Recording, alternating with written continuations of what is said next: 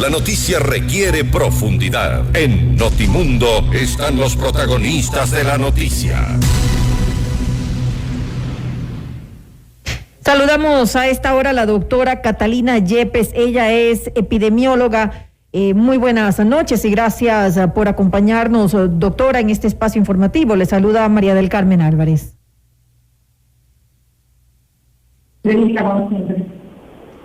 Doctora, nuevamente gracias por estar junto a nosotros. Con la llegada a nuestro país de la variante Delta, pues obviamente ha aumentado la preocupación entre los ciudadanos de repetir lo que se dio pues en algún momento en el inicio de la pandemia.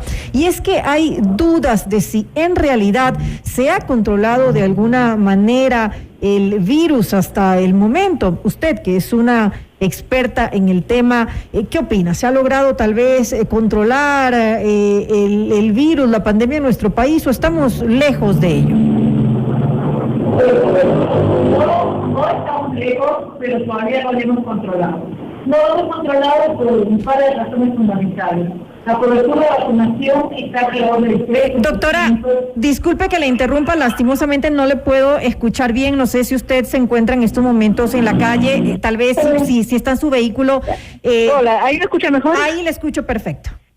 Ya, muy bien. Ya, lo que le decía es que no está controlada aún por razones fundamentales. Primero, la cobertura de vacunación en el Ecuador es de un 13% de la población objetivo. ¿Qué significa eso? Que nosotros deberíamos alcanzar al menos un 80% de cobertura para poder declarar que la pandemia está bajo control. En segundo lugar, el tema de la pandemia, el control de la pandemia es un control global, un manejo global. A menos que un país cierre sus fronteras por completo, es la única forma de que no ingrese una variante nueva. Sin embargo, de eso no es posible, ningún país lo ha hecho. Y en tercer lugar, pues, atado al hecho de que no toda la población está vacunada, eso favorece la aparición de variantes. Esto también va de la mano un poquito en que cuando nos ponemos la vacuna, solamente nos ponemos la primera dosis y ya sentimos que estamos protegidos y tenemos la percepción errada de que podemos estar sin la mascarilla, que podemos empezar a arriesgarnos un poco más en la interacción social, y eso está produciendo precisamente los aumentos de casos en los países con el tema de la variante Delta, que ya como se ha visto también tiene una carga viral muy alta, que las personas que están vacunadas con las dos dosis, es decir, inmunizadas, también pueden contagiar, que pueden transmitir, pero que la ventaja que tienen ellos es que la gravedad de la enfermedad y sobre todo la mortalidad no están presentes. Entonces, no podemos todavía hablar de que la pandemia está bajo control en el Ecuador, pero sí es importante recalcar que se están haciendo avances importantes. El ritmo acelerado en el que estamos vacunando ayuda muchísimo. De alguna manera, la comunicación también ha mejorado bastante, la comunicación de riesgo, y ahora toca apuntar a mantener una percepción de riesgo alta, a mantener un comportamiento saludable que nos permita protegernos individualmente de contagiarnos aún estando vacunados y de contagiar aún estando vacunados, y si todavía no se ha vacunado, pues con mayor razón. Ahora es importante esa aclaración que usted ha hecho, que hizo inicialmente, y es que no está controlado porque solamente un poco más del 13% de la población ha recibido las dos dosis. ¿Y por qué es importante esto? Porque en el intro de mi entrevista justamente comunicaba lo que había dicho el presidente de la República, lo que ha sido comunicado por el gobierno nacional, y es que pues se ha vacunado ya a más de 9 millones de personas. Estamos hablando de que eso representa algo más del 50-51% de la población total.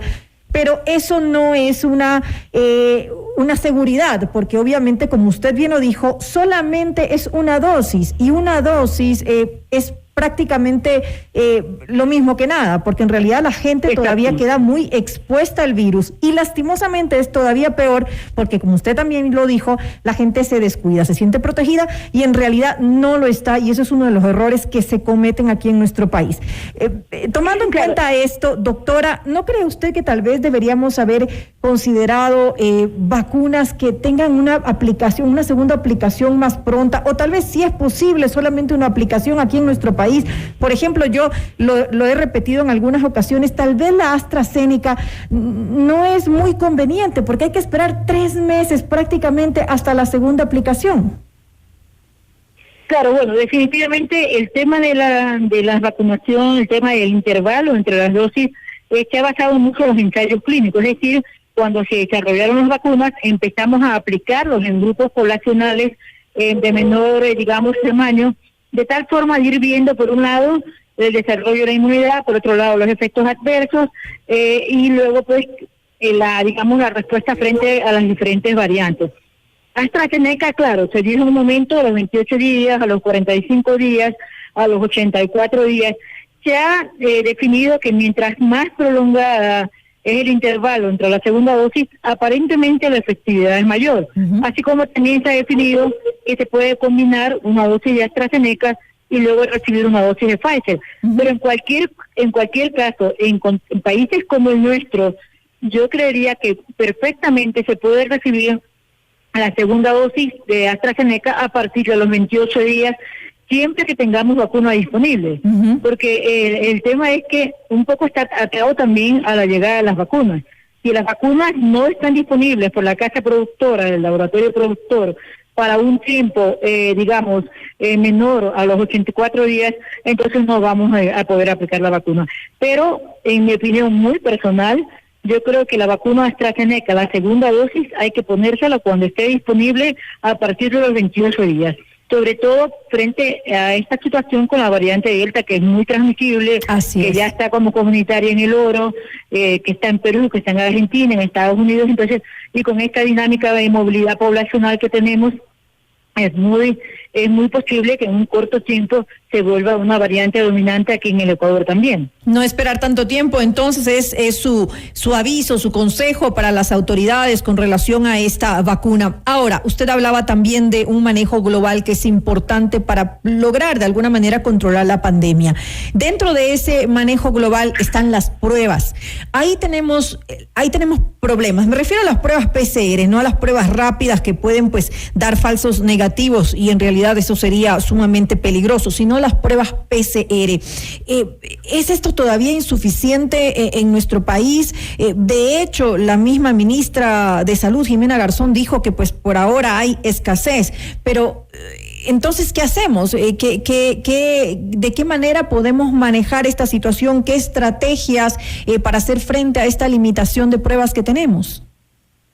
Bueno, definitivamente las claves para contener una pandemia, la primera es la vacunación, la segunda es las medidas de protección individual, grupal, social, y la tercera, por supuesto, que es el testeo, es decir, identificar el mayor número de personas que puedan tener COVID-19 independientemente de la variante y que sobre todo poder rastrear en la medida de lo posible a sus contactos para hacer aislamiento, cuarentena.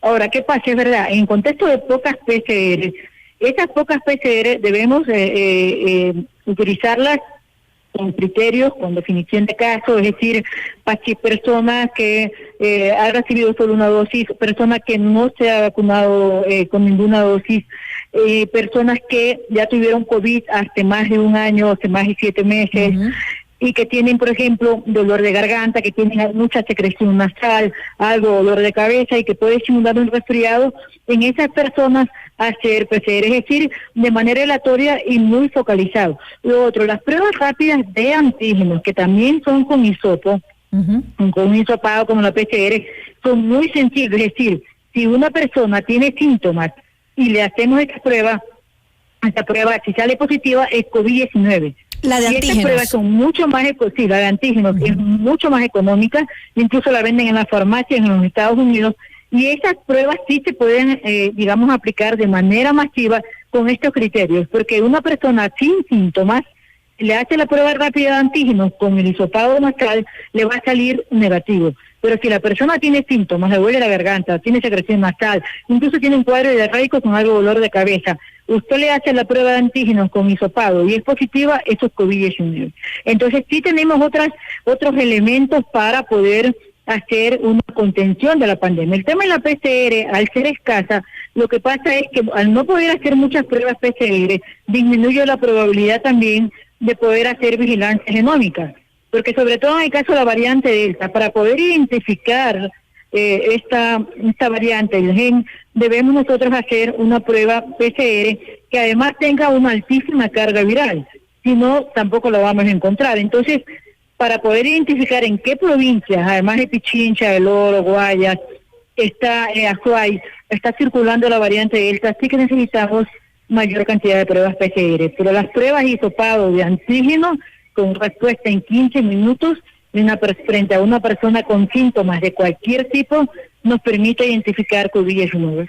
¿En qué fase de la pandemia considera usted que nos encontramos? Y le pregunto porque tenemos información que muchas veces está desfasada, y hasta qué punto llega a ser confiable cuando hay que estar actualizando, cuando a veces sale una información y luego sale otra inmediatamente, porque por diferentes criterios pues se actualiza la información. ¿Cómo podemos saber entonces en realidad cómo nos encontramos aquí en Ecuador con relación a la pandemia? Bueno, yo creo que en relación a la pandemia, basado en los datos disponibles, diríamos que estamos con un buen avance de vacunación, que no tenemos, que tenemos un nivel de saturación ya del sistema sanitario, pero que no llega a los niveles del inicio de la pandemia, en marzo del 2020 en Guayaquil, por ejemplo, o en junio, julio del 2020 en Quito, por poner un ejemplo. Sin embargo, creo que vamos en buen camino. Sin embargo, de aquello es muy pronto para decir en qué nivel. Yo me atrevería a decir que en este momento, frente a una no evidente todavía circulación de la transmisión comunitaria de la variante Delta en gran magnitud, diría yo que estamos en una fase 3. ¿Qué significa una fase 3? En que hay circulación de diferentes variantes, lo cual ocurre, está la alfa, la británica, la gamma, la brasilera, la delta ahora mismo, y otras variantes, la lambda, la lota. Entonces, hay transmisión comunitaria de cualquiera de estas variantes. En todos los demás países todavía hay. La cobertura de vacunación no ha superado todavía, estamos recién en 13%, y la capacidad sanitaria, digamos, está en su límite, pero todavía no llegamos a ese desborde digamos, como el año 2020. Entonces, hablamos en este contexto de una fase 3 en la pandemia. Una fase 3, ¿y cuál sería la fase en la que deberíamos estar o podríamos estar relativamente tranquilos? O sea, si nosotros rápidamente seguimos, incrementamos el ritmo de vacunación, ponemos las segundas dosis, que bien lo ha iniciado el Ministerio de Salud el 1 de agosto, vamos a ponernos al día con las segundas dosis, ahí sí nosotros podríamos estar con mucha más tranquilidad en una fase 2.